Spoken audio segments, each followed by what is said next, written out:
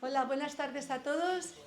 Y bueno, estoy súper contenta hoy estamos esta semana celebrando el 270 aniversario del Real Jardín Botánico, que como muchos de vosotros sabéis, fue por orden real de Fernando VI en 1755, el 17 de octubre, ¿no? Y bueno, tenemos toda la semana, desde el lunes hasta el domingo, diferentes actividades. Hemos querido incorporar en cada una de estas actividades todos los aspectos transversales que tiene el jardín. Y hoy no puedo estar más contenta y emocionada de que esté con nosotros María Teresa Tellería Jorge para dar una conferencia. María Teresa Marite es doctora en farmacia por la Universidad Complutense de Madrid, profesora de investigación y profesora ad honorem del CSIC, y fue la primera mujer en dirigir el Real Jardín Botánico durante 11 años, de 1994 al 2006, siendo con anterioridad vicedirectora entre 1985 y 1994, cuando solamente había un vicedirector en el Real Jardín Botánico. Es académica de número de Jaquiunde, la Academia de las Ciencias, de las Artes y las Letras del País Vasco. De esta academia tenemos la suerte, también ha coincidido una exposición en el Pabellón Sur, que no sé si la habéis podido visitar, pero está muy bien, es interesante, con 26 mujeres de esta academia y de todas las ciencias, artes, y bueno, me parece que ha quedado una de las exposiciones más bonitas, sin mucho estridencia, sin mucho colorido, pero con toda la sustancia que tiene cuando quieres disfrutar de una exposición, ¿no? Marite ha desarrollado su actividad investigadora en el campo de la micología en el Real Jardín Botánico CSIC, trabajando en proyectos encaminados a desentrañar la diversidad que los hongos encierran. Para ello ha realizado numerosas expediciones por Europa, África y Latinoamérica. Tengo el honor de considerarla mi mentora. Es que me emociono. Desde que 1999, gracias. Desde que 1999 me llamó a la Universidad de Barcelona para formar parte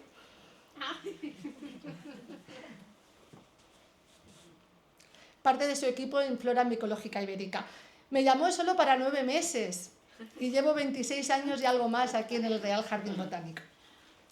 Bueno, muchas de las personas del público la conoceréis también por su faceta de divulgadora científica y escritora, por su excelente libro Sin permiso del rey, que siempre que podemos hablamos de él, porque tiene muchos matices. Y bueno, hoy Marite nos va a ofrecer la conferencia Las joyas del jardín, una historia ilustrada, con esa mirada personal y documentada al valor patrimonial del jardín y el papel esencial de la ilustración científica e histórica en la difusión del conocimiento botánico. Le voy a dar la palabra ya a Marite.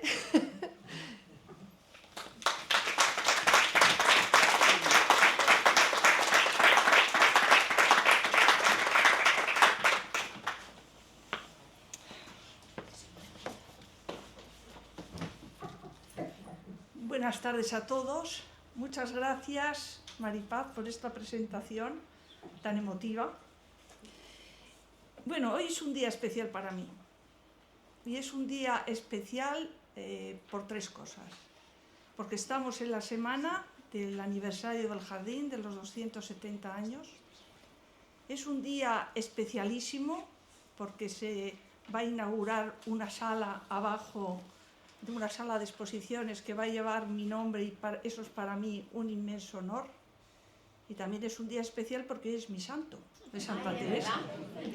Todo se junta, gracias, todo se junta en este día. Y bueno, pues para celebrarlo lo voy a hacer con esta conferencia que he preparado sobre las joyas del jardín. Voy a comenzar,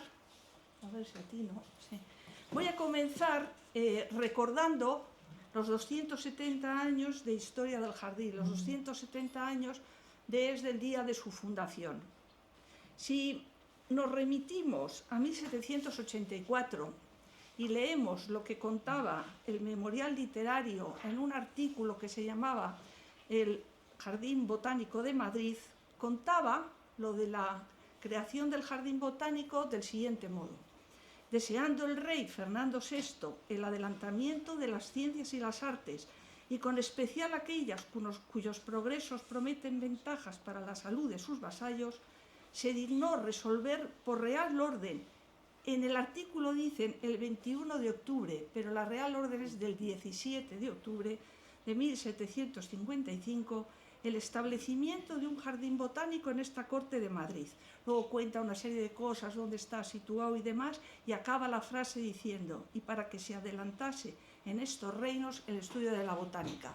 Ya en este resumen o en este preámbulo que hace el memorial literario hay dos cosas que han marcado, yo creo, la historia del jardín. Por uno, el estudio de las plantas medicinales en sus comienzos para la salud de sus vasallos, y por otro, el adelantamiento de la ciencia botánica. A ver, este jardín inicialmente se funda en un lugar llamado el Soto de Migas Calientes, que estaba en las afueras de Madrid, camino del Pardo. Aquí tenemos el plano de Francisco Pérez Cano del año 1743, que es un dibujo que marca el camino que va desde el puente de Segovia, que está aquí a la derecha, a ver si atino, a la derecha de la diapositiva, ahí el puente de Segovia, hasta lo que dice que es la primera encina del Pardo, aquí. Y junto aquí, recuadrado en rojo, hay un lugar que dice el Jardín del Boticario. Es muy probable que se esté refiriendo a un huerto que Luis Riquier, que era el boticario del rey Felipe V, que había venido con él de Francia, compró para cultivar en él las plantas medicinales con las que asistir la botica de palacio. Tenemos aquí este jardín. Está muy poco tiempo en las afueras de Madrid y se traslada aquí al Paseo del Prado. Y abre sus puertas en el Paseo del Prado un día que no se sabe exactamente cuál es, de 1781. Y no se sabe porque yo creo, mi hipótesis es que no hubo una inauguración. Hubo un traslado paulatino de las plantas de Migas Calientes a la nueva sede en el Paseo del Prado, y empezaron a darse aquí las clases de botánica, de tal modo que se fue abandonando Migas Calientes y comenzó a utilizarse el Prado. Por eso no existe una fecha que diga tal día se inauguró el jardín. Sobre este plano vamos a sobreponer el plano del actual jardín. Es decir, este es el jardín actual sobre ese plano de 1781. Entre un plano y otro han pasado exactamente 244 años de historia. No vamos esta noche o esta tarde a hablar de ese jardín que todos los ciudadanos visitamos, el jardín de las plantas, ese jardín físico situado aquí en el Paseo del Prado, que en esas 7 hectáreas pues encierra todo un mundo vegetal. Hoy vamos a dejar ese jardín de lado. Hablamos de ella el año pasado con motivo del ciclo de conferencias que se dio sobre el jardín sobre el Paseo del Prado como patrimonio. Al declarar Patrimonio de la Humanidad se hizo un ciclo de conferencias conmemorativo. Hoy vamos a dejar este jardín de lado y vamos a ir a otro jardín que podríamos decir más oculto, menos conocido. Pero no por eso quiere decir que este jardín no se pueda también visitar, el que vamos a ver hoy. Y lo que vamos a visitar hoy es ese jardín que encierra, o esos jardines que encierra la biblioteca del Real Jardín Botánico, que está accesible en una buena parte a través de su biblioteca digital, y ese otro jardín que encierra también el archivo del Real Jardín Botánico, y lo vamos a hacer a través de una de las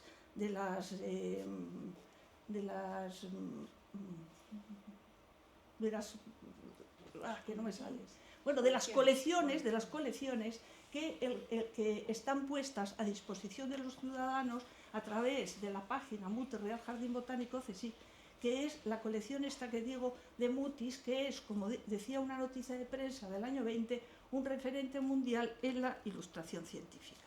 Bien, y vamos a estructurar este paseo que podríamos llamar una historia ilustrada, y lo vamos a estructurar como una especie, como una suerte de jardines de papel que nos van a llevar desde el año 1495 hasta el año 1816.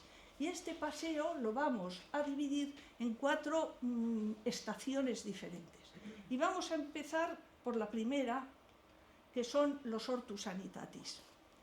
La lucha contra la enfermedad es tan antigua como el hombre, y las plantas han jugado siempre en esta lucha un papel primordial. Grecia y Roma estuvieron en los albores de la tradición europea en el arte de sanar, y nos vamos a remitir, precisamente por marcar un poquitín los antecedentes, nos vamos a remitir a la tradición grecolatina, con Aristóteles, que con sus ideas ha ejercido una enorme influencia en la historia intelectual de Occidente, su discípulo Teofrasto, que trató algunas cosas de botánica, pero más desde un punto de vista más bien teórico que un punto de vista práctico, pero sobre todo iremos, o saldrá de vez en cuando, a lo largo de la charla de esta tarde, por un lado Plinio y por otro Dioscórides, puesto que Plinio, con su historia natural, tuvo una profunda influencia en la botánica de la Edad Media y del Renacimiento, y Dioscórides, que fue un botánico médico que estudió una obra titulada Materia Médica, en la que recogió descripciones de un buen número de plantas, de casi 600, todas ellas con interés medicinal, y marcó mucho la historia del estudio de las plantas medicinales hasta épocas bastante recientes.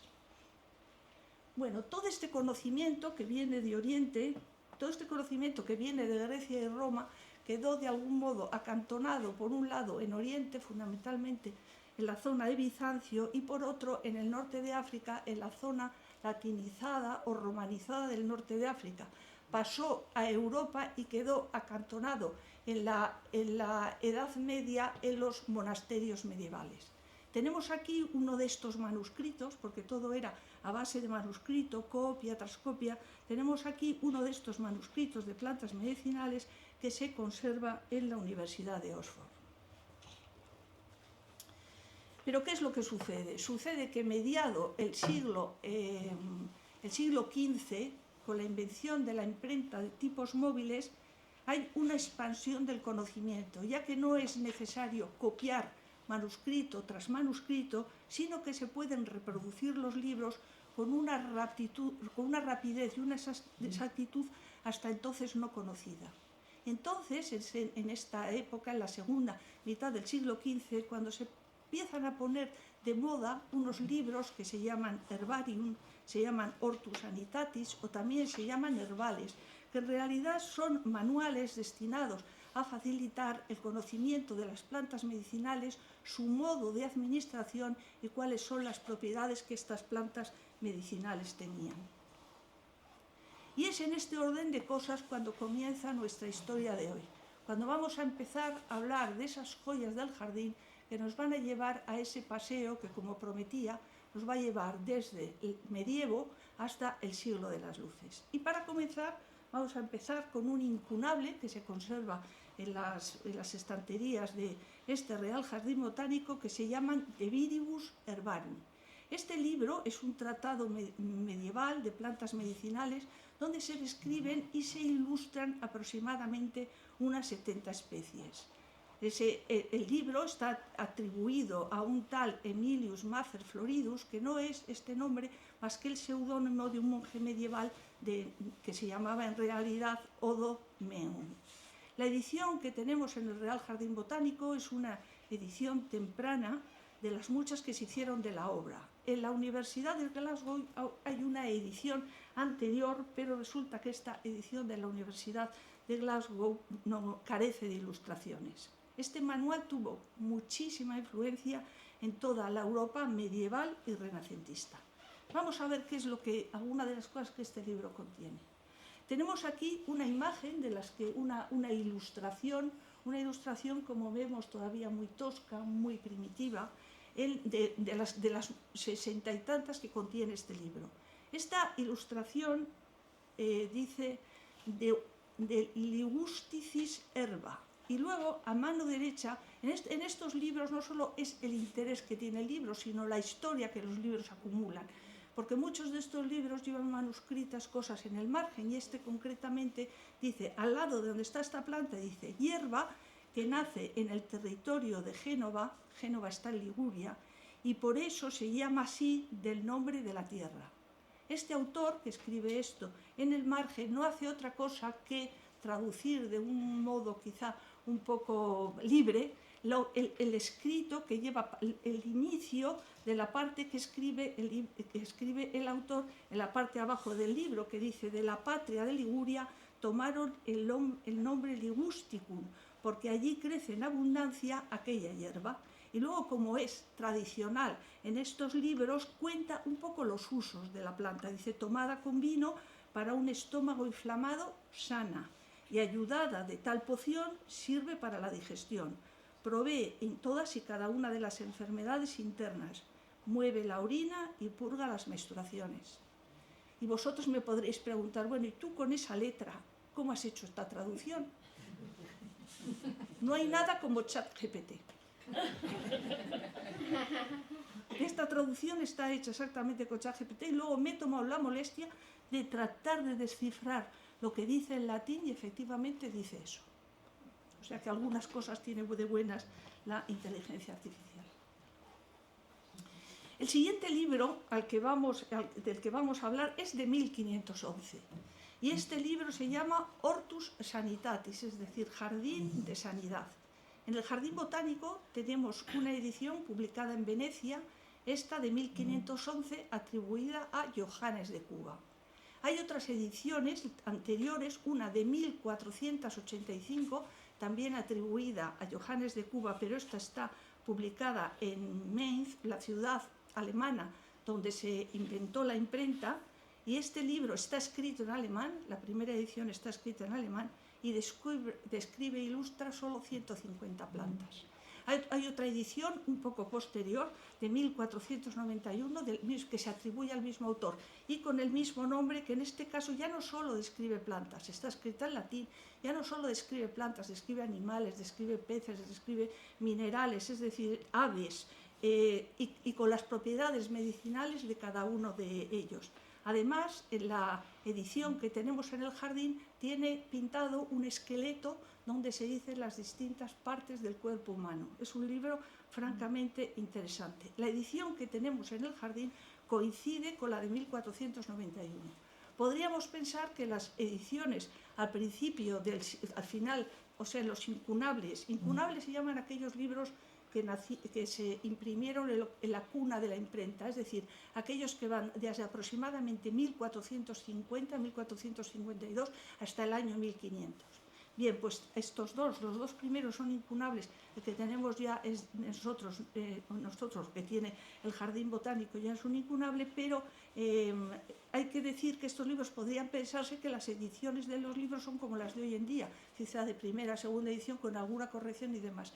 En este caso no es lo mismo, y una edición y otra tienen que ver en algunas cosas y en otras se parecen muy poco. Pero todas estas primeras ilustraciones de estos libros impresos tenían una serie de defectos. Bueno, no podemos decir defectos, que estamos hablando de principios del siglo XVI, finales del siglo XV, los europeos acababan de llegar a América, o sea que estamos hablando de tiempos muy remotos. Las ilustraciones eran toscas e inexactas. Con frecuencia tendían a mezclar la tradición que venía de Grecia y Roma con el folclorismo local, se basaban en imágenes copiadas repetidamente una y otra vez. Con frecuencia estas imágenes, la mayoría de las veces, eran inútiles para la identificación. Hay casos en que plantas diferentes se representan con una misma plancha o con una misma imagen, y a veces eran copias de plantas que incluso no conocían. Y ahora, comparando una y otra obra, vamos a ver algunas de estas características. Aquí, en esta primera diapositiva, comparamos la imagen de la rosa. He traído plantas que por lo general sean conocidas para que nos situemos. En la parte de arriba, en la parte superior, tenemos aquí la imagen de la rosa en el libro de 1495, y aquí la imagen de la rosa en el libro de 1511. Vemos que, si bien la imagen no es exactamente la misma, sí está copiada de un mismo sitio.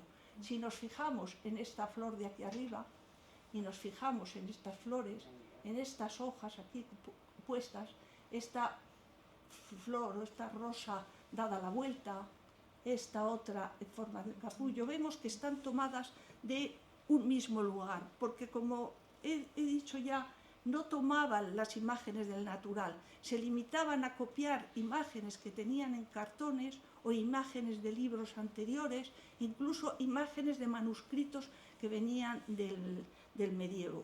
Y decíamos también que como estas planchas eran muy caras, a veces con una misma plancha iconografiaban dos plantas distintas, de tal modo que en el libro Hortus Sanitatis, con una misma plancha, exactamente la misma plancha, iconografía la rosa y el rododendro. Hemos dicho que a veces iconografiaban cosas que no sabían lo que eran. Tenemos aquí, por ejemplo, el caso de un espárrago a mano izquierda y aquí el ébano. Y cuando vemos el ébano en el Hortus Sanitatis de 1491 y en el de 1511, vemos que no se parecen mucho.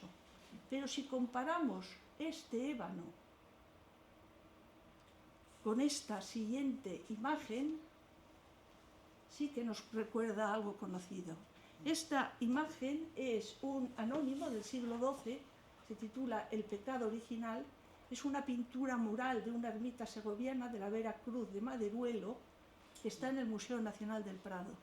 Y este es un dibujo claramente medieval, estamos en el siglo XII, y sin embargo el modo que tienen de representar el árbol del bien y del mal, el modo que tienen de representar el ébano, cosas que no conocía, es exactamente el mismo. Pero en apenas 50 años, aquellas imágenes, aquí tenemos una imagen de la mandrágora, decíamos que mezclaban los mitos con la realidad, el folclore, con la tradición grecolatina. La imagen de la mandrágora, tal como está en el Hortus Sanitatis, en apenas 50 años pasa a ser ya una mandrágora que se parece bastante a la planta tal cual es. Y es que en el siglo XVI los grandes libros de plantas se desarrollaron enormemente. Entonces ya no empezaban a copiar unos de otros de cartones, de libros anteriores, sino que empiezan a dibujar sobre plantas, sobre el natural, sobre plantas naturales. Y en esto tienen muchísima importancia tres botánicos alemanes, que se les ha llamado los padres de la botánica alemana. Son Brunfels, Bock y Leohard Fuchs. Fuchs, hay que decirlo, que es al botánico al que se le dedicó el género fucsia. O sea que ahora cuando nos acordemos, cuando veamos las fucsias, tanto las flores como el color fucsia, nos recordará que fue un botánico alemán del siglo XVI de nombre Leohard Fuchs, que escribió, que publicó un libro interesantísimo que se llamaba De Historia Stirpium. Esta, que es la obra cumbre de Fuchs, no tiene parangón entre los libros que hasta entonces se habían publicado. En él ilustró 497 páginas. Estableció nuevos estándares de ilustración botánica, de los que ya son estándares que ya no se han vuelto a perder. Marcó un antes y un después en la historia de la identificación botánica. Y vamos a ver por qué. Tenemos aquí, por ejemplo, el caso de la hiedra, una hiedra. Tenemos, esta es la hiedra, tal y como la dibuja Fuchs. Fuchs planteó, como todos en esa época, sus libros para que se distribuyeran de dos modos. Una, los libros no coloreados, los libros en blanco y negro, y otra, para que esos libros se colorearan y se vendieran coloreados. E incluso muchos de ellos, como veremos más adelante, son libros personalizados. Bueno, pues Fuchs, la idea de Fuchs, que copiaban del natural, es que los trazos de sus dibujos tenían que ser trazos finos, sin sombreados, para que a la hora de colorearlos, ese sombreado no borrara la forma natural de las plantas. Si observamos este dibujo que de la hiedra, que es de 1542, los que conocen las floras actuales tienen unos dibujos que se parecen muchísimo a los de Fuchs. Vamos a ir viendo ahora cómo este dibujo va evolucionando, pero ahora en la actualidad hay una vuelta hacia este tipo de dibujos que tienen otras características distintas, porque no solo son del hábito de la planta, sino que también tienen anatomía de las flores y demás, pero el tipo de dibujos es este dibujo de trazos sencillos. Otra de las cosas que tenía Fuchs era que, hablando en términos actuales, podríamos decir que su lema era una imagen vale más que 1000 palabras. Sus descripciones, las descripciones de su libro no son muy buenas, pero las imágenes sí. Y por eso decía, en la parte introductoria de su libro, decía: no hemos permitido que los artesanos se dejaran llevar por sus caprichos hasta el punto de que el dibujo no se correspondiera con la realidad. Aquí tenemos un helecho, el helecho macho, que cuando lo vemos en una plancha coloreada vemos que es una planta perfectamente reconocible. Estamos en 1542. Estos artesanos a los que se refiere Fuchs son estos 3 artesanos que aparecen aquí. Tuvo la delicadeza de colocar unas imágenes de ellos, de los ilustradores, incluidas en su libro. Y son de arriba a abajo y de derecha a izquierda. En la parte superior, Meyer, que es el que dibujó las ilustraciones del natural. Se ve que aquí tienen puestas las ilustraciones, la planta al natural. Se ve que está dibujando las ilustraciones. Fulmaurer lo que hizo fue pasar esas ilustraciones que había hecho Meyer a la madera, grabar la madera, o sea, pasarlas, las ilustraciones a la madera, no grabarlas, pasarlas, volverlas a dibujar sobre la madera, y luego Steckler fue el que grabó esa madera y estampó las láminas. Para hacer esto, para hacer este libro, Fuchs tardó 30 años y además tuvo que tener un jardín cerca de su casa en el que cultivar las plantas vivas para poder ir dibujándolas a medida que las plantas iban creciendo, fructificando, teniendo las flores y demás. Ilustró muchísimas plantas por primera vez, y entre ellas algunas de América, entre ellas el chile, el maíz y el frijol. Aquí tenemos la ilustración que hizo de los chiles, pero él no sabía que era una planta americana. Él la confundió con una planta de Plinio. Y entonces, con una planta de Plinio, y la llamó silicuastro, que quiere decir vaina grande. Sin embargo, la planta que había iconografiado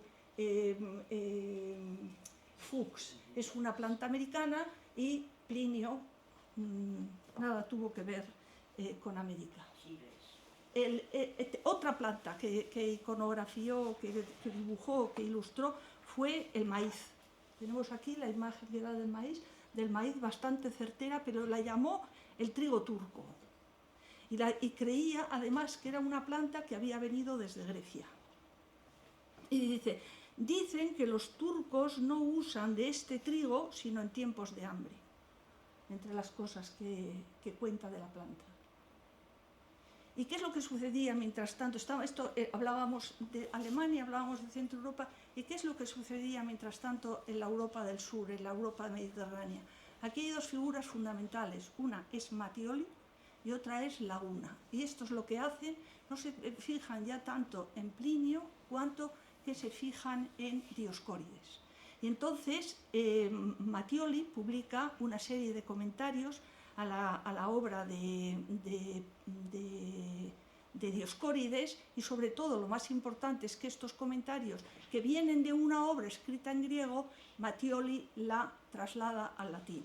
Entonces, la primera edición del libro de Mattioli es de 1554, y aquí en el Jardín Botánico hay una edición publicada en Venecia en 1559. Y luego están las ediciones de Laguna. Laguna tradujo el libro de Dioscórides del griego al castellano. Entonces la edición príncipe es de 1555, que es la edición que se la dedica a Felipe II, es una edición magnífica, coloreada, a todo lujo, que está en la Biblioteca Nacional, y aquí en el Jardín Botánico, que además se publicó en Amberes, y aquí en el Jardín Botánico tenemos una edición de 1563 publicada en Salamanca. Las ilustraciones que tiene Mattioli en las ilustraciones que tiene Laguna en su obra, él mismo lo dice en la parte introductoria, que las había de algún modo, las que estaban bien representadas en el libro de Mattioli, dice exactamente: para lo cual hicimos diligentemente esculpir todas aquellas figuras de nuestro amigo Andreas Mattiolo, que fueron bien entendidas y sacadas al natural de las verdaderas, por cuanto no podían mejorarse. Y dice, y las que no estaban en Mattioli o no estaban bien representadas, pues las hicimos por nuestra propia industria. Este libro, sobre el que luego volveremos, veis que tiene aquí en los alrededores escritas una serie de cosas que luego ampliaremos para ver lo que es. Vamos a seguir con las ilustraciones, y aquí tenemos las ilustraciones que hace, estas que dice que las que había hecho Mattioli, no las voy a repetir. Aquí tenemos la edición del libro de Mattioli que hay en el jardín, la planta, aquella que veíamos al principio, el Ligusticum, ha cambiado ya mucho el tipo de dibujo, y aquí tenemos la de Laguna, que es exactamente sacada de la misma plancha. Pero hay plantas que no están en el libro de Mattioli, pero que sí están en el libro de Laguna, como sucede con el trigo, con el maíz. Y entonces aquí tenemos el maíz tal y como lo dibuja Laguna, aquí tenemos el maíz tal y como lo dibuja Fuchs, que tiene, diríamos que, una clara inspiración, sobre todo en alguna aquí, en la parte superior. Lo que pasa es que esta imagen está como girada, como vuelta, ¿no? Es como una imagen especular, es menos complicada, pero sí que se parece mucho en el tipo de imagen. Es decir, no solo se fijó en Mattioli, Laguna, sino también en algunos otros autores como Fuchs. Y aquí decíamos que a veces el valor de los libros está también por esas anotaciones que llevan, y en el caso del Dioscórides de Laguna de 1563, publicado en Salamanca, lleva una serie de inscripciones alrededor del escudo. En las que están a la derecha dice exactamente: está expurgado este libro por mandato de los señores inquisidores, según el expurgatorio del año 1640. Y a la izquierda del escudo, en la parte de arriba, dice: está expurgado conforme al expurgo de 1707, es mandato inquisitoris. Y luego en la parte de abajo dice: es de la librería del Colegio de la Compañía de Jesús de Logroño. Es decir, que este libro está en el Real Jardín Botánico, de algún modo llegó al Real Jardín Botánico, pero también en algún tiempo estuvo en el Colegio de la Compañía de Jesús de Logroño. ¿Pudo llegar con la desamortización de Mendizábal? No tengo ni idea, pero también es otra historia que los libros nos pueden contar tratando de ver su origen. Bien.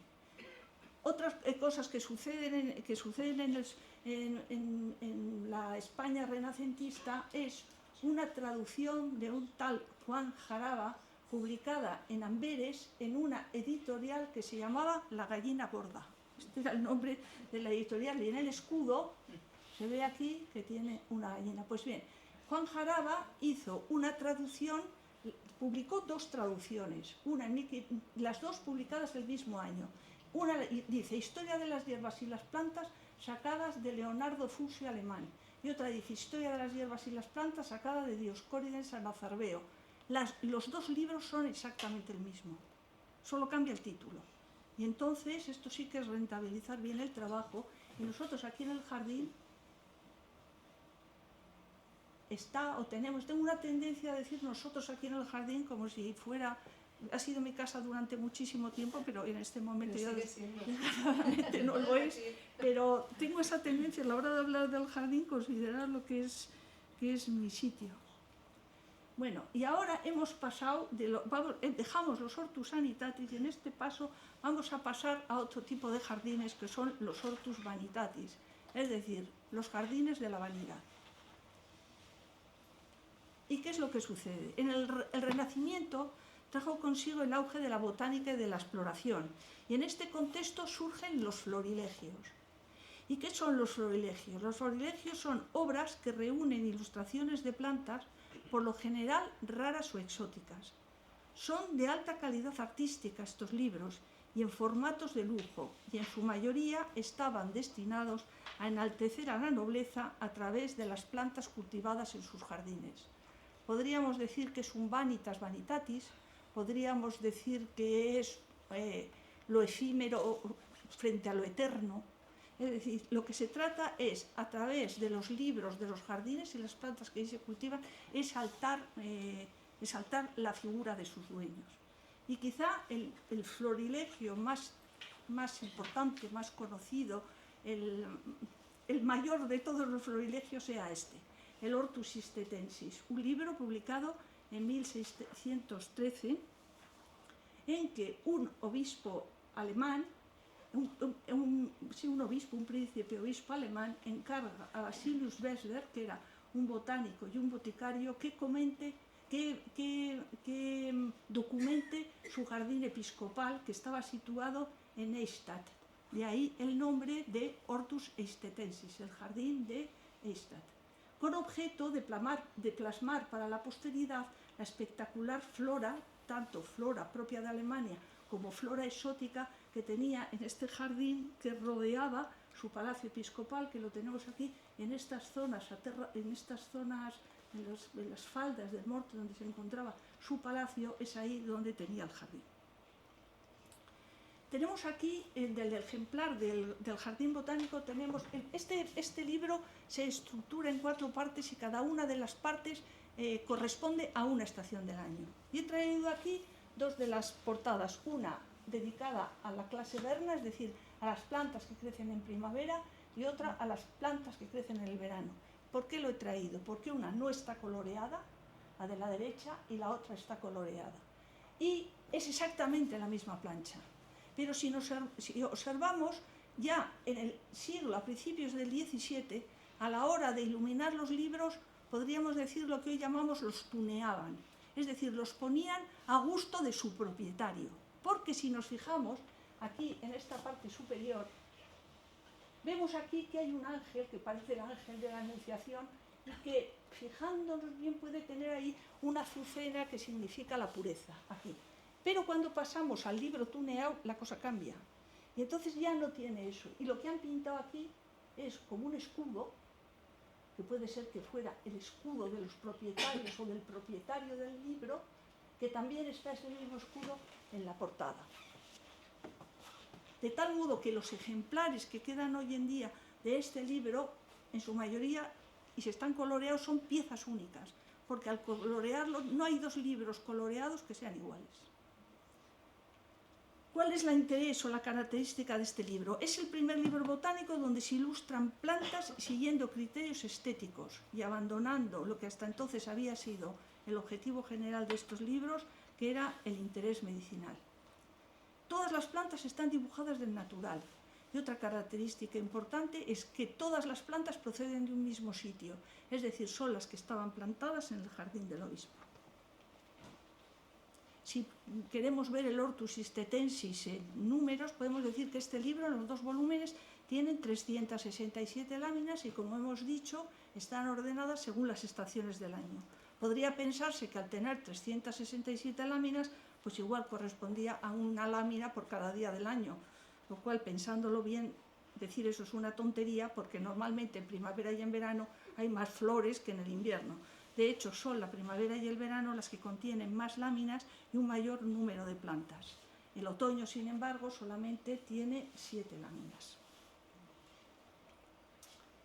Y luego, además, se dibujaron plantas, la procedencia geográfica de las plantas que se dibujan eran fundamentalmente plantas nativas de Alemania, nativas del sur de Europa o del este de Europa, de Asia, y luego algunas plantas nativas de América, como esta magnífica lámina del tomate. Estamos en 1613, que entonces se consideraba una planta ornamental. Y si vamos a hacer ahora un análisis comparativo entre los dibujos de Fuchs y los dibujos del Hortus Istetensis. Tenemos aquí el ricino, que los 2 lo iconografían. A la izquierda Fuchs, a la derecha el Hortus Istetensis. Y vemos que las láminas de Besler tienen relieve, están sombreadas, y las de Fuchs, como hemos dicho, son unas láminas de trazos muchísimo más sencillos. Ahora, si comparamos estas dos partes y las vemos desde cerca, podemos apreciar cómo ensombrecía Bessler, cómo le daba esas sombras, esos volúmenes. Y nos fijamos que lo que hace es va dibujando una serie de líneas paralelas unas a otras. Cuando esas líneas quiere darle una zona más sombreada, las va juntando. Cuando quiere que la zona sea menos sombreada, las va espaciando. Y cuando ya quiere que la zona sea muy sombreada, lo que hace es coloca las líneas perpendiculares unas a otras. Además de este Hortus Sistetensis, hay en el jardín más libros, más florilegios, y sobre la base de una misma planta, que es la Corona Imperialis, vamos a comparar estos tres libros. Uno de ellos es el Hortus Sistetensis, tenemos aquí la Corona Imperialis, tal y como la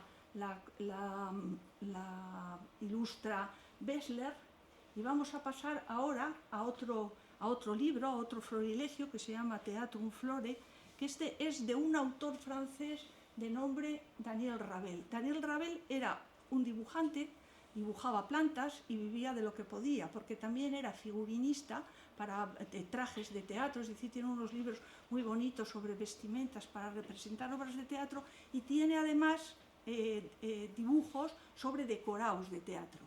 Entonces, Daniel Ravenel, este libro es fruto de un encargo que le hace Gastón de Orleans, que era el hermano del rey Luis XIII. Gastón de Orleans tenía un jardín en Blois con especies raras y exóticas, entonces quiere que Daniel Ravel le haga un libro para inmortalizar su jardín.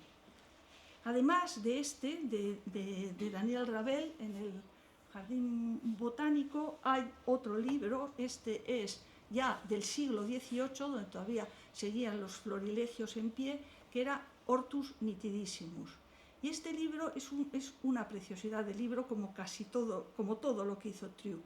Y entonces, en este libro lo que se buscaba es mostrar la belleza del jardín ideal, exaltando la horticultura como una forma de lujo, conocimiento y refinamiento. No se trata tanto de representar las flores de un jardín, cuanto representar la flora de un jardín, pero la flora de un jardín genérico, donde elige las plantas precisamente por su belleza. Este libro tiene 3 volúmenes, de los cuales en el Jardín Botánico solo existe uno de los volúmenes. Pero tenemos la suerte, o este país tiene la suerte, de que en el Jardín Botánico esté quizá la obra cumbre de Trieu, que es Las plantas selectas. Entonces es en este libro donde quizá de un modo espectacular se junta ciencia y arte, porque los dibujos de Trieu tienen precisión, detalle, exactitud de caracteres, análisis de estructuras y una perfecta composición estética.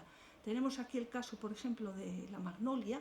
Mano derecha tenemos la flor, pero en la parte superior del texto tenemos despiezadas las flores, los frutos de la magnolia. Ya estamos en el siglo XVIII, ya estamos en la época, en el siglo de las clasificaciones botánicas, estamos en el siglo de la botánica, y ya ha pasado Linneo pues, por la botánica.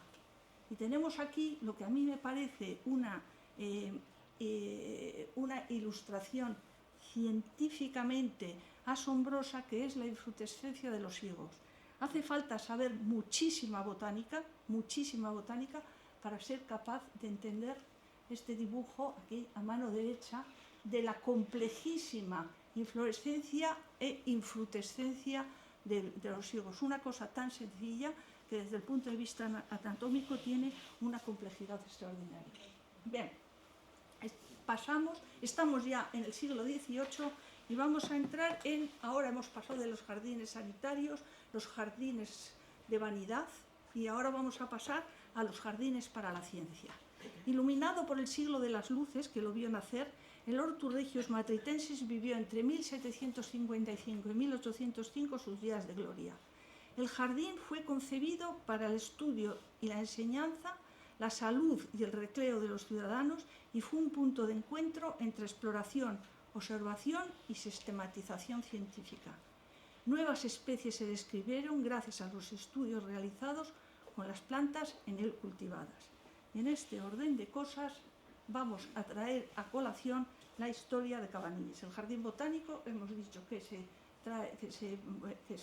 traslada al lugar que ahora ocupa, se abren sus puertas en 1781 y al poco de abrir las puertas, unos años después, llega Cabanilles a España. Cabanilles fue director de esta casa entre 1801 y 1804, en que falleció. Entonces, cuando regresa Cabanilles a España, él mismo lo cuenta en el prefacio del libro del que vamos a hablar a continuación. Dice: yo, al regresar finalmente a mi país, él había vivido en Francia, había sido preceptor de los hijos del duque del Infantado, había asistido al Jardín de Plantas de París, había codeado con los botánicos más importantes de su tiempo. Dice: me había dedicado a observar, dibujar y describir con el mayor cuidado las plantas de España. Es decir, al regresar se centra en el estudio de las plantas de España, incluyendo las que crecen de forma natural, las que se traen del Nuevo Mundo o de las Islas Canarias y las que se conservan en nuestros jardines, especialmente en los jardines de Madrid.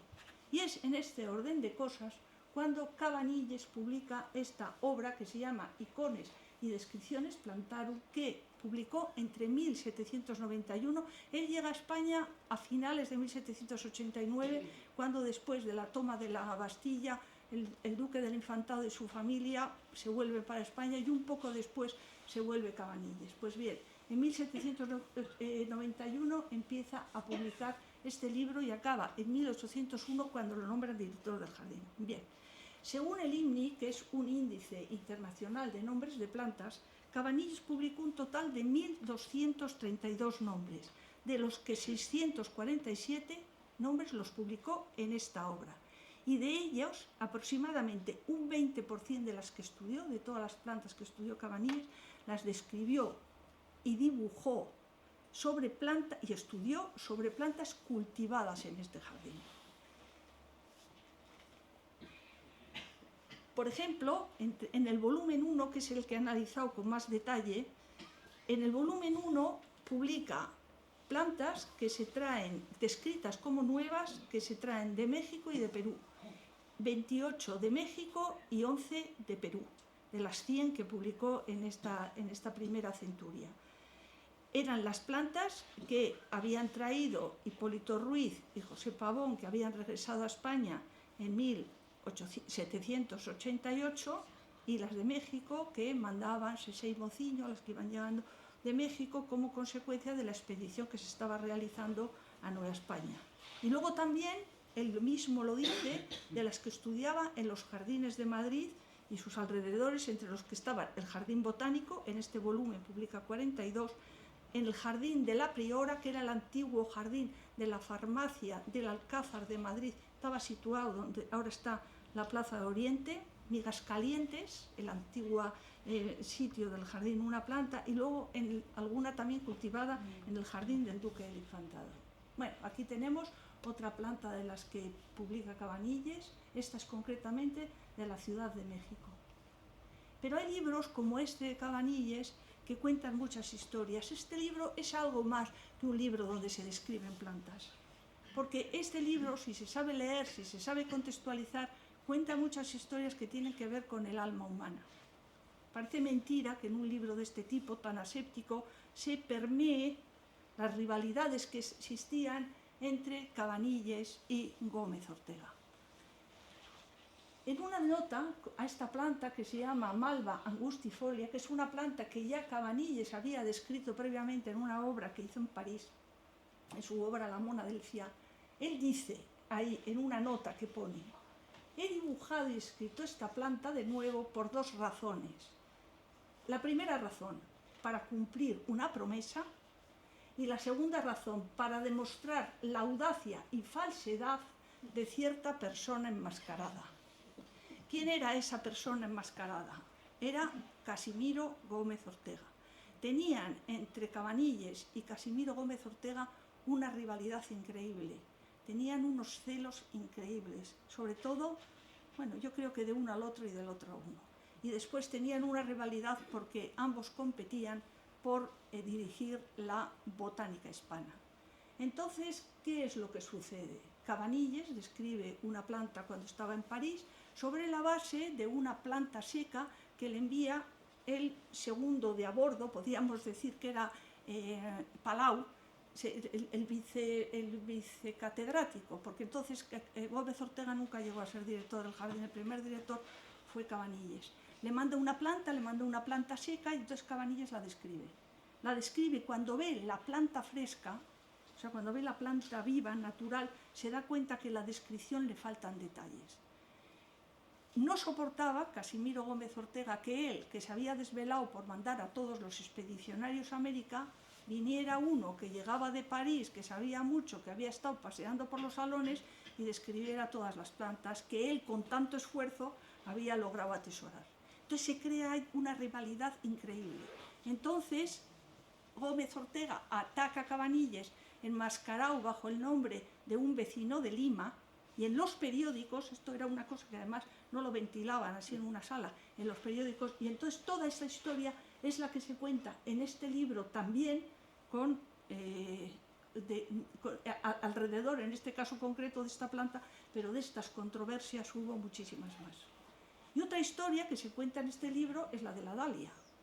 La dalia, que es una planta conocidísima en la jardinería, es una planta que se describe por primera vez en este libro, en Icones y Descripciones Plantarum. Y la historia, por resumirla, es como sigue. En 1689, Vicente Cervantes, que formaba o que había formado parte de la expedición de Sesén Mociño, que lo nombra catedrático y director de un jardín botánico que fundan en la Ciudad de México, envía una serie de propágulos de plantas que al llegar al jardín botánico las plantan en el jardín. Entonces, entre esas plantas que envían, entre las que florecen, está una planta que a Cabanilles le llama la atención, que es la dalia, una planta que no conocía ni él, ni conocía a nadie en Europa, porque era una planta que no estaba descrita por la ciencia. Entonces, Cabanilles la dibujó y la describió en este libro, y le puso el nombre de Dalia pinnata, y se la declaró a un botánico danés de nombre Dahl. Luego esta planta fue la marquesa de Bute, que era la mujer del embajador inglés en España, ante la corte española, la manda al Jardín Botánico de Kew, y luego ya cuando Cabanilles es director del jardín, manda propágulos de esta planta por todos los jardines europeos, y es así como poco a poco esta planta se fue introduciendo en la jardinería. Hoy es una planta muy corriente de jardinería, y en este momento las dalias están aquí espectaculares. Dice Cabanilles, cuando describe la planta, dice: vive en México, la vi viva en el Real Jardín Matritense en el mes de octubre. Y ahora, efectivamente, en las escuelas de la entrada, las dalias están espectaculares. Y vamos a pasar por último a la última parte, que es el Jardín del Edén, que esta ya es la que corresponde al archivo. Hasta ahora hemos hablado de la biblioteca, ahora vamos a hablar del archivo del jardín, y vamos a hablar concretamente de una colección. Dice: el dibujo botánico durante el siglo XVIII había adquirido un elevado nivel de perfección, porque al inventario a la perfección esta del dibujo se unió el inventario de la riquísima flora ultramarina, una tierra de provisión feraz y fecunda. Comenzó una etapa así, de este modo, donde el arte, la naturaleza y la ciencia se combinaron de manera magistral. Aquí tenemos una lista de las expediciones de las que se conserva fondo iconográfico aquí en el archivo del Real Jardín Botánico de Madrid, y nos vamos a referir concretamente a la Real Expedición del Nuevo Reino de Granada, que fue desde 1783 hasta 1808, pero después continuó hasta 1816. Bien, esta expedición en principio se nace con el objetivo de fomentar el estudio de la botánica, de la mineralogía, de la química y la zoología, las matemáticas y la astronomía en el Nuevo Reino de Granada, que es la actual Colombia y una parte también de la actual Venezuela. Redactar una flora de este Nuevo Reino de Granada era el proyecto de Mutis, pero es un proyecto que no logró consumar. Y además Mutis lo que hizo fue plantearse este proyecto no tanto a realizar una flora sobre la base de describir las plantas, sino realizar una flora sobre la base de iconografiar, dibujar las plantas para posteriormente describirlas. Así formó una generación de naturalistas botánicos criollos, y la expedición tuvo dos sedes. Tuvo una sede en Mariquita y luego otra sede en Santa Fe de Bogotá hasta la muerte de Mutis. Como hemos dicho, luego sus alumnos la continuaron hasta que llegó el general Morillo con las guerras de las revueltas de la independencia y demás. Liderada por José Celestino Mutis, esta sobre todo se llevó a cabo en los territorios colombianos en torno al río Magdalena. Bien, pues en 1818, cuando llega el general Morillo a sublevar la revuelta que había en Nueva España, lo que hace es todos los materiales de Mutis, manda meterlos en unas cajas de madera, más de un centenar de cajas de madera, y lo manda a la metrópoli. Entonces llegan a Cádiz en 1818, y esas cajas lo que transportaban era un tesoro. Y ese tesoro que tenía era un tesoro de tipo histórico, porque tenían ahí cantidad de documentos, había descripciones, documentos, informes, pero sobre todo lo que traía era un importantísimo material iconográfico. ¿Y cuál es este material iconográfico? Son los que conocemos como los dibujos botánicos de Mutis, que son un total de 7.167 dibujos que están depositados hoy en día en el archivo del Real Jardín Botánico, y que, como decía al principio, se pueden observar, analizar, estudiar, disfrutar online a través de la página web del jardín. ¿Y cómo se dividen estos dibujos? No todos son iguales ni todos son los mismos dibujos. 5.602 de estos dibujos son en gran folio, o sea, de 54 por 38 centímetros, y están tanto coloreados, como este que tenemos aquí en esta diapositiva, como monocromos. O sea, hay láminas que están coloreadas, láminas que son monocromas, exactamente la misma lámina. Y hay a veces que de las monocromas no solo hay una, sino dos láminas. Si analizamos estas dos láminas detenidamente, jugando a ese juego de busque las diferencias, son muy, muy parecidas. Si observamos la nerviación de estas hojas, por ejemplo, vemos que estas hojas están mucho más en relieve, por ejemplo, que otras, pero en realidad el dibujo en uno y otro son dibujos muy parecidos, por no decir iguales. Estas láminas están dibujadas en papel perjurado. En muchas de ellas se empleó la técnica de la miniatura. Luego, en una de las láminas veremos que es una técnica que consiste que con ayuda de un pincelito van dibujando las cosas como pequeños puntitos, dando de ese modo el sombreado a la lámina, y se coloreaban con témpera. La copia monocroma estaba destinada a servir de modelo al grabador para realizar la correspondiente plancha de cobre.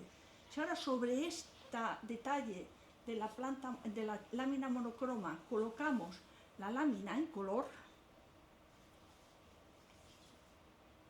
vemos que coincide a la perfección. Es perfecto. Pero además de estas láminas, también tienen 974 que corresponden a lo que llamamos las anatomías, o que se llaman las anatomías. Y estas anatomías estaban destinadas a un pródromus. ¿Qué es un pródromus? Un pródromus es un libro que se publica el primero, donde de algún modo se colocan todas las novedades que esa flora encierra. Entonces, ese pródromo podríamos decir que es como quizá la esencia de lo más científico de la obra. Bien, pues estas anatomías estaban destinadas al pródromo, y también estaban destinadas, como veremos luego, a ser colocadas en la parte inferior de la lámina para facilitar su descripción. Estas las hay en color, las hay monocromas,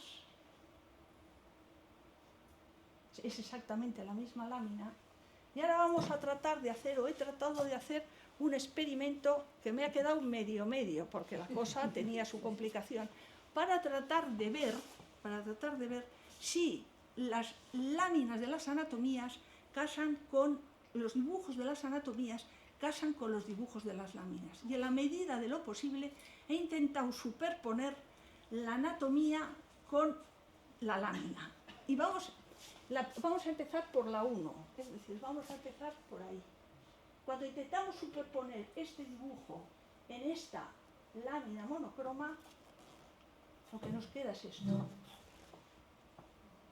O sea, casa perfectamente. Ahora vamos a tomar estos estambres, la 2. Y cuando intentamos colocarlo,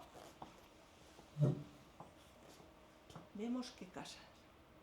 A mí me hubiera gustado, pero no, si yo creo que no existen herramientas, o igual existen, pero yo no sé ni manejarlas ni las tengo, me hubiera gustado colocar estos nectarios, estos que están aquí despiezados, es estos mismos que hay aquí en la parte esta del ovario. Estos son los estambres, pero claro, esto ya es otra perspectiva. Pero esto casa. Y ahora, cuando a esto le superponemos la lámina coloreada, a esto, lo que nos queda es esto. A ver si lo que nos queda es esto. Y vemos que es como un Tetris, casa perfectamente estas láminas. Tenemos que tener en cuenta que estamos hablando de unas láminas realizadas a final del siglo XVIII, a principios del siglo XIX, con los medios que tenían. Y ahora vamos a intentar ampliar esta, para que veáis cómo están dibujadas.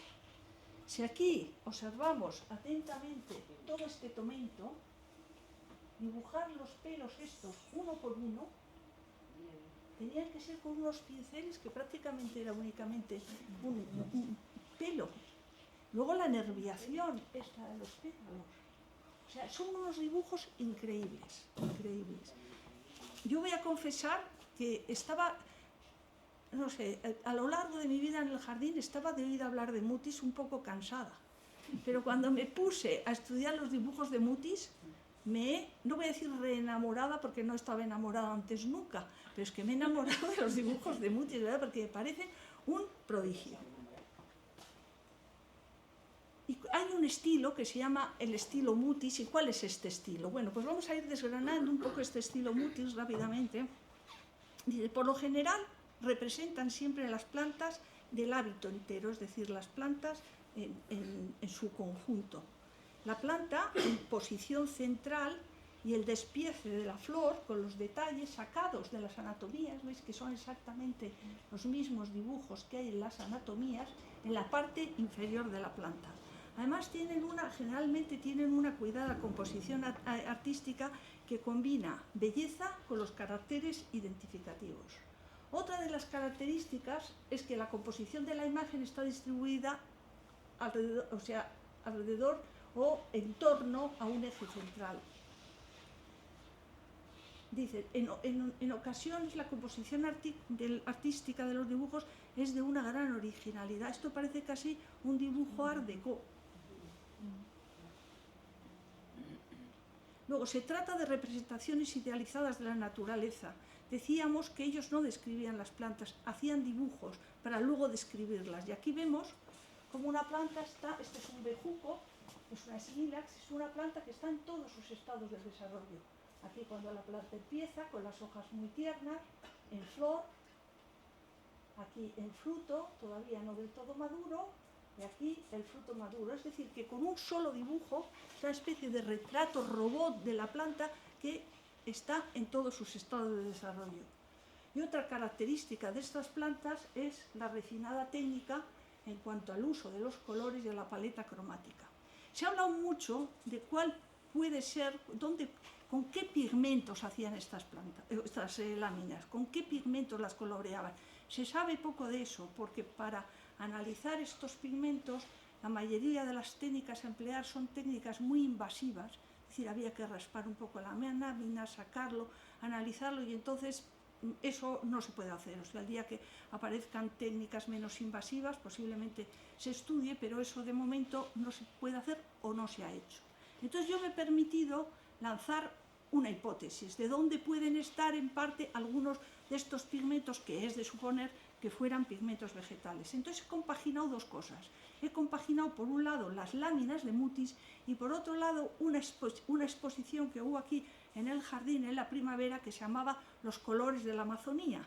Entonces con esas dos cosas he intentado lanzar una hipótesis y me ha salido bastante bien.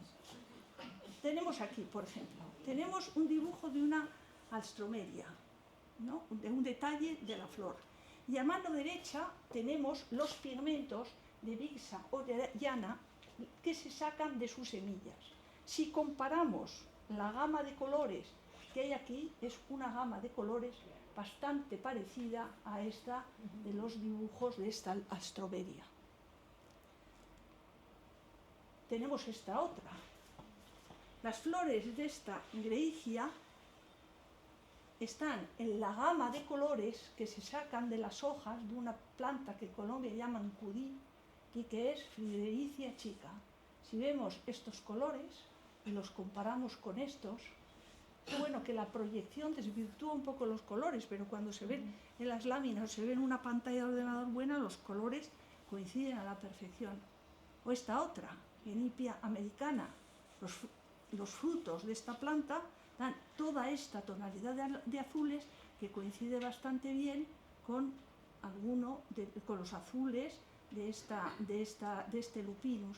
Por ejemplo, están en esta gama los azules de este lupinus. O en el caso de esta heliconia, donde se combinan los colores del achiote con los colores del huito para dar la gama de rojos, naranjas e incluso algunos de los amarillos, con los azules que también están en esta misma gama. Bueno, decir que todos estos dibujos se realizaron en la Casa de la Botánica. Esta diapositiva la he traído también para presumir un poco, porque es que esta imagen la he generado con ChatGPT. Después de preguntarle muchas cosas, decirle muchas cosas y afinar mucho la cosa, al final acabó haciéndome lo que podría ser, si le quitamos sobre todo la boina, que eso era imposible, eso ya no lo pude hacer, quitamos la boina a uno de los dibujantes. Entonces, como lo estaba haciendo desde San Sebastián, yo creo que pensó, a esto lo de la boina le va a gustar, y no se empeñaba en poner la boina. Digo, bueno, déjalo estar, vale. Y entonces, en este taller de Mutis, pues en esta Casa de la Botánica tenía un taller de dibujo, una biblioteca, un jardín botánico, lo mismo que tenía Fuchs, un jardín de donde sacar las plantas, y aquí es donde se agrupaban los dibujantes, se agrupaban los alumnos de botánica, se agrupaban los recolectores, todos. Todo hay que decir que todos los pintores de la expedición, los alumnos que tenía de botánico, era una élite de jóvenes criollos, los dibujantes y pintores eran criollos, algunos de ellos mestizos, y aquí vamos a ver la larga lista de dibujantes, que muchos de ellos pertenecían a la Escuela de Miniaturistas de Quito. Los dibujantes que tienen un mayor número de láminas son Matisse, Rizo, Pérez y García del Campo. García del Campo fue el primer dibujante que tuvo Mutis, que como todas las cosas grandes siempre empiezan por lo pequeño. El primer dibujante que tuvo era un dibujante que se ganaba la vida dibujando cuadros de santos para las iglesias. Entonces este es el primer dibujante que Mutis reclutó.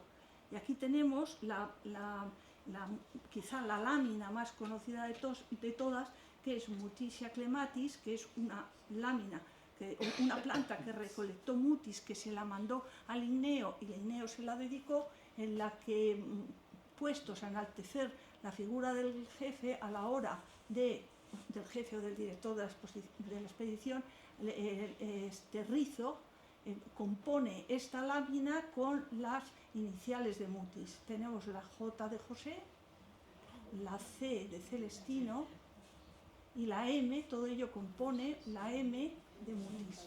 José, Celestino, Mutis. Casi parecen las iniciales para una sábana. Bueno, hay que decir que esta planta es un bejuco.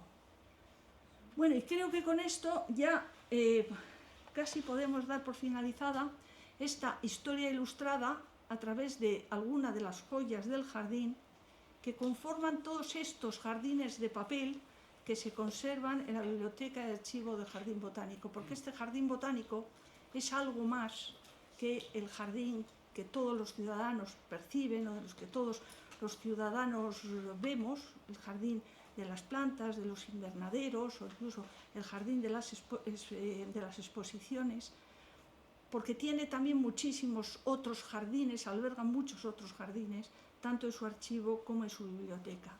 Y este paseo nos ha permitido viajar en esta tarde desde la región de Liguria a los territorios del Nuevo Mundo. No solo ha sido un viaje geográfico, sino también ha sido un viaje en el tiempo, porque nos ha permitido hacer un viaje desde la Edad Media hasta el siglo de las Luces. A mano izquierda tenemos el Liguistis y Serva, la primera de la que hemos hablado, aquella del libro del incunable, y a la derecha tenemos la Loasa grandiflora, que es una de las plantas que nos ha servido como ejemplo de las plantas de la colección de José Celestino Mutis. Y con esto, y agradeciéndoos vuestra asistencia y bueno, y agradeciendo todo, pues me doy por finalizada la charla de hoy. Muchas gracias.